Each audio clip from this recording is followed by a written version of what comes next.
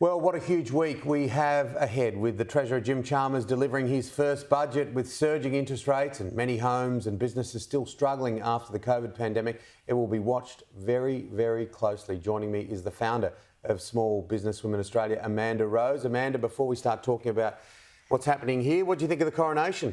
Not too bad. I saw a little bit online. I'd like to see, because you know that the King is the head of the Church of England, so I'm hoping that someone in his family gave him a Bible as part of his new role.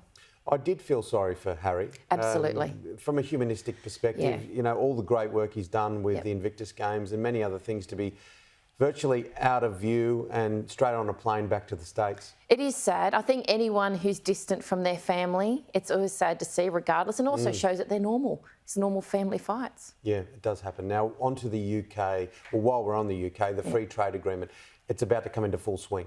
Yes, and look, there's a lot of positives to that. I think the only thing that concerns me is the fact that people from the UK can actually tender for public sector tenders in Australia. So I'd like to see some protections for Australian businesses, whether it has to be a joint venture or some Australian business gets priority when it comes to that. So we don't want to lose. I mean, there's a big backlog of businesses looking to get those tenders. Yeah, well, tell us more about the right to disconnect bill that's before the Senate. Yeah, so that's saying that employers cannot contact employees outside of work. Now, that sounds great, and I do like the idea of it. However, a lot of women have informal agreements with their employers because they have to go pick up children, so therefore they do work outside of hours. So we need to make sure it's not going to damage the opportunity for women at work.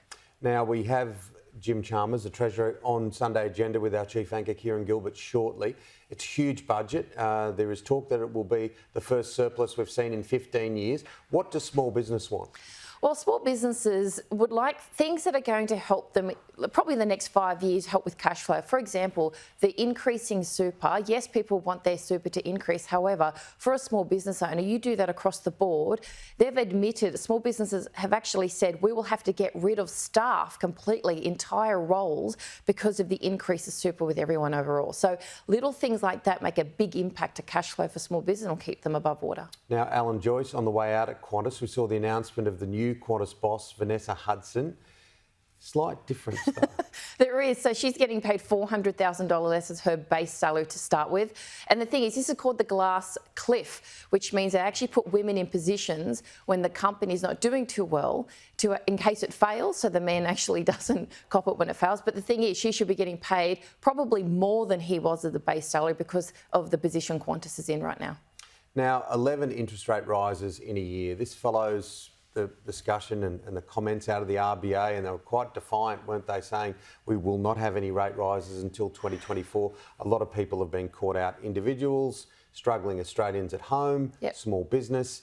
They are hurting. Australians, many Australians are hurting. They are, and small business in particular, it's going to take them 2 years to recover, probably from now. So what they need to do is actually look at strong advisors around them, so their accountant, financial advisor, and don't trust everything you see or hear from government or online.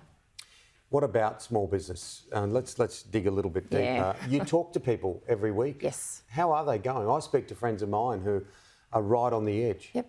They are. So people don't realise that the cafe they go to get their coffee are in debt, and they're running at a loss because of the increase of costs, plus things like super and the wage increases. Then you've got supply chains increases, and people just assume that this small business is doing all right because they've got a smile on their face. They're not, and they're expecting 30% of small business to shut down. We need to make sure that we're literally helping the small to medium business community. They are the largest employer in Australia. As soon as they start to shut down, we're going to get high unemployment, and that's going to affect women because the majority of women work for small businesses. Yeah, absolutely. Good to see you back. We'll see you next week. Yes. Thank you, Amanda Rose.